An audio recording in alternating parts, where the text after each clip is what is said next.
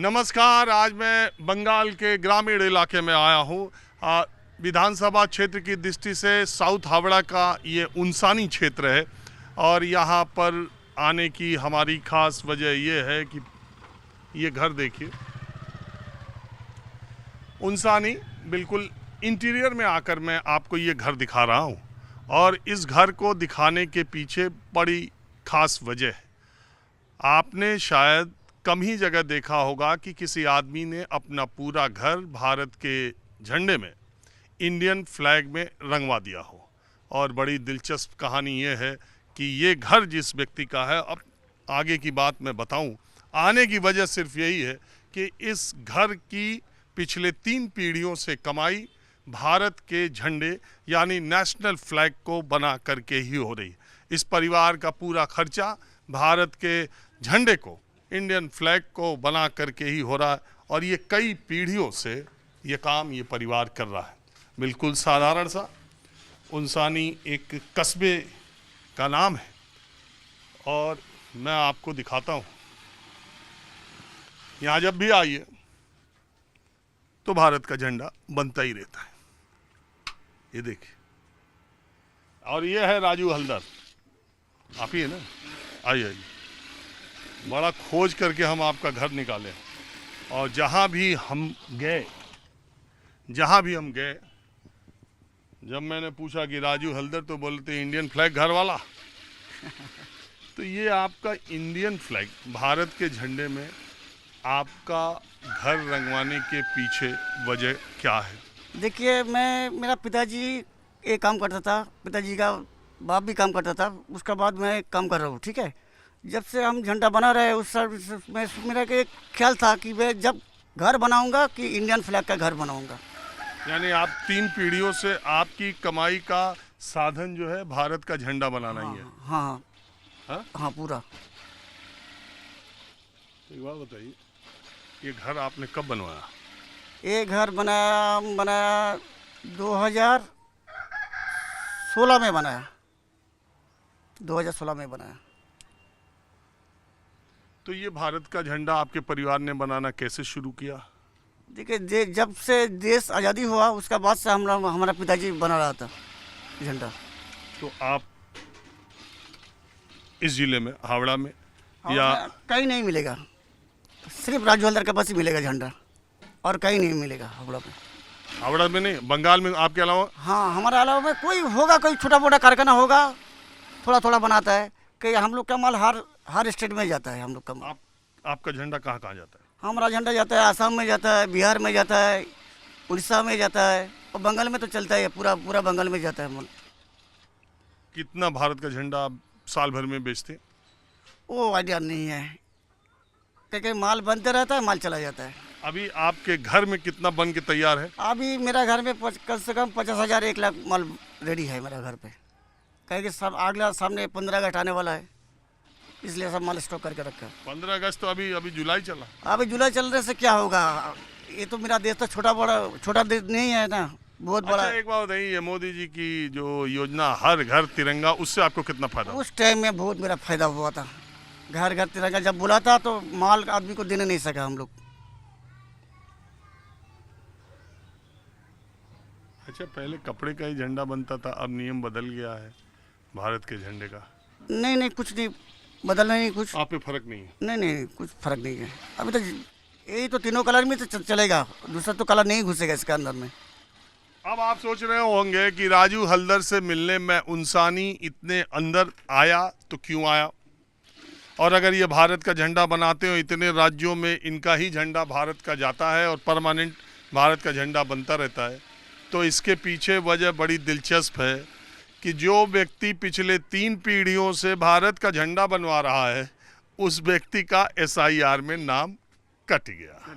मेरा नाम कट गया, अभी डिलीट हो गया, बोल रहे कि अब आप वोट नहीं दे पाओगे इस बात तो वोट नहीं दे पाऊंगे। कहे कि फिर अपील किया है, वो तो कहानी आते आते चुनाव ख़त्म हो जाएगा। अभी तो कोर्ट ही नहीं बनाया तो कैसे फैसला होगा?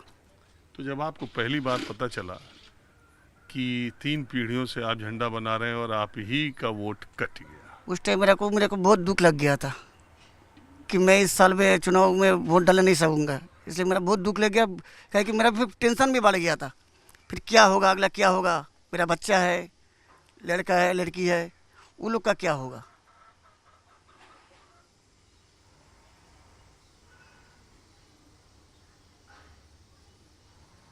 अभी बहुत टेंशन पे है। नहीं, उनके बारे में आपको क्या टेंशन होने लगा? आप ये सोचने लगे कहीं ऐसा ना हो कि हमें। हाँ, बोल रहे हैं कि डिटेंशन कैंप में जाना होगा, बैंक अकाउंट सीज हो जाएगा, कोई ट्रेन पे अगर बगल में कोई टिकट नहीं मिलेगा हम लोग का, यही सोच रहे हैं हम लोग। अरे नहीं नहीं, ऐसा देखो बहुत अफवाह भी उड़ रहा है। यही तो डर लग रहा है, क्या करें। अभी कोर्ट में अपील किया है, देखे कैसा आएगा, नाम आएगा कि नहीं आएगा, हमको नहीं मालूम है अभी तक। नहीं नहीं, आप इससे डरने की जरूरत नहीं है। ऐसा ना समझिए कि 27 लाख लोग जिनका नाम कट गया वो हमेशा के लिए कट गया, उनको डिटेंशन, ये तो बहुत। क्या है कि मेरा घर का सबका आ गया नाम, मेरा मम्मी का आ गया, मेरा दादा का आ गया, मेरा छोटा भाई का आ गया, सिर्फ मेरा नाम कट गया। और झंडा खाली आप ही बनाते हैं? हाँ, खाली मैं ही बनाता हूँ। आपके पास कागज पत्तर का क्या? हाँ, सब है मेरे पास, इंटरनेशनल पासपोर्ट भी है, और उससे और क्या है, लेना देना है। और कितने पीढ़ियों से आप यहाँ रह रहे हैं? हम क्या, मेरा पिताजी तो यहीं से तो गुजर गया रहते रहते। पिताजी देखो उम्र हो गया तो 17 साल हो गया। अच्छा, ये जो इलाका है उनसानी का, जहाँ मैं आया हूँ, यहाँ अगर मैं पूछूं कि हिंदू मुस्लिम की पॉपुलेशन के हिसाब से कितना है? यहाँ दोनों बराबरी है, हिंदू मुस्लिम दोनों बराबरी है। यहाँ कोई आपस में कोई लड़ाई फड़ाई कुछ नहीं, अभी तक हम छोटा सा देख रहे, कोई झमेला फमेला कुछ नहीं हुआ हिंदू मुस्लिम में, सब मिल बांट के तो जब आपका वोट कटा तो आपके दिमाग में क्या पहली बात आई? पहली बात वही आ गई कि मैं बाहर कोई नहीं जाने नहीं सकूँगा, ट्रेन का टिकट नहीं मिलेगा, बैंक अकाउंट सीज हो जाएगा, तो हम लोग क्या करेगा। ऐसा कुछ होने वाला नहीं है अभी तक। अभी अभी जो जिला है उनको अभी मौका मिलेगा, लेकिन आप वोट इस बार तो नहीं दे पाओगे। हाँ, इस बार तो वोट नहीं डाले सकेंगे। तो आपके इस इलाके में कितना लोगों का वोट कटा है? इस इलाके में 300-400, हमारा मोहल्ला में 200-250 हो गया, बगल वाला मोहल्ला में 400-500 आदमी का नाम कट गया। तो वो हिंदुओं के मोहल्ले हैं? ज़्यादा से ज़्यादा मुसलमान का नाम कटा है। हिंदुओं का भी कटा है? थोड़ा बहुत कटा है हिंदू का।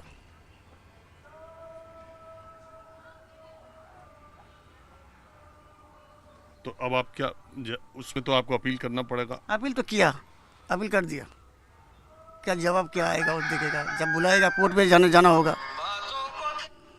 तो 3 पीढ़ियों से राजू हल्दर भारत का नक्शा बना रहे हैं, इनके परिवार में सबका वोट बन गया और इन्हीं का वोट कट गया, जबकि इनके पास इंटरनेशनल पासपोर्ट है। इलेक्शन कमीशन की इस प्रक्रिया में कितनी खामियां हैं, इससे बड़ा उदाहरण नहीं मिल सकता। इंटरनेशनल पासपोर्ट, 3 पीढ़ियों से भारत का झंडा, घर पूरा भारत के झंडे में रंगा रखा है, और इनका आपके और परिवार पत्नी उतनी का है, सबका है। और मेरे एक चाचा का लड़का का नाम कट गया, और एक भाभी जी का कट गया।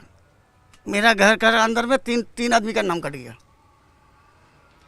अब थोड़ा भारत के झंडे और आपके वोट से अलग मैं पूछूं, आपके झंडे का व्यवसाय है, मैं इधर देख रहा हूं लाल झंडे दिखाई दे रहे हैं, पीछे कुछ बीजेपी के भी दिखाई दे रहे हैं, टीएमसी के भी दिखाई दे रहे हैं। अगर ये है आदिवासी का है, ये आदिवासी पार्टी का भी है। आदिवासी पार्टी का नहीं, धार्मिक झंडा है, आदिवासी का है। हाँ, अच्छा,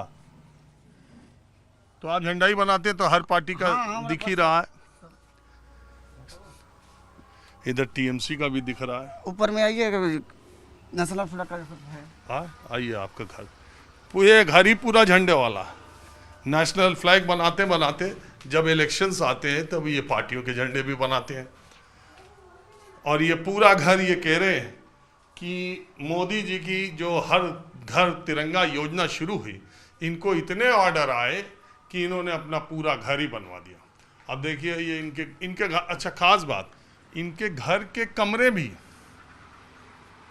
देखिए आप, घर के कमरे भी भारत के झंडे के रंग के ही है, आप देख लीजिए। उन्हीं 3 के कॉम्बिनेशन से ये पूरा घर बनवा के रखा। जिस परिवार की कमाई ही इंडियन नेशनल फ्लैग बना करके हो रही हो, तो जाहिर सी बात है, हाँ, सारे घर में संगमरमर लगवा रखा, वही हर घर तिरंगा योजना के बाद। क्या भाई राजू हल्दर जी, हाँ जी। ये सब संगमरमर लगवा रखा है, मार्बल, वही हर घर तिरंगा के बाद। हाँ हाँ, ये देखिए, ये सारी माल रेडी है, सब पूरा माल सब रेडी है, सब नेशनल फ्लैग। हाँ, सब नेशनल फ्लैग है पूरा। अच्छा, अब मुझे आप ये बताइए, ये क्या, सब पूरा नेशनल फ्लैग है, सब ऑर्डर तैयार है? हाँ सब रेडी है माल। अच्छा, अब आप हमको जल्दी से एक बात बताइए, फिर मैं चलूँ जरा दूसरी तरफ।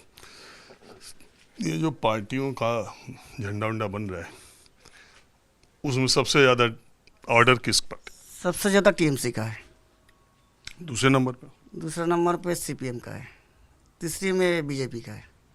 और आपके इस इलाके में लड़ाई किसके किसके बीच में?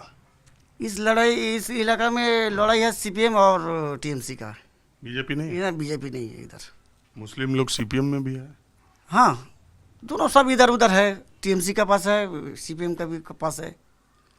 क्या है कि अभी इधर ऐलान जोर चल रहा है ना, आईएसएफ का साथ सीपीएम, वो लोग मिला के एक तो दिया, उसका साथ लड़ाई होगा टीएमसी का साथ। हुमायूं कबीर का क्या होगा? हुमायूं को भी छोड़िए ना, हुमायूं को बेकार है, वो फालतू आदमी है, उसका असर नहीं, इधर कुछ नहीं पड़ेगा। चलिए ठीक है, अब मैं दूसरी तरफ चलता हूँ। आप वोट बनवाने के लिए लग जाएगा, सबको मौका मिलेगा, ठीक हाँ, है? ठीक। आप उदास मत होइए, बन जाएगा। ठीक है।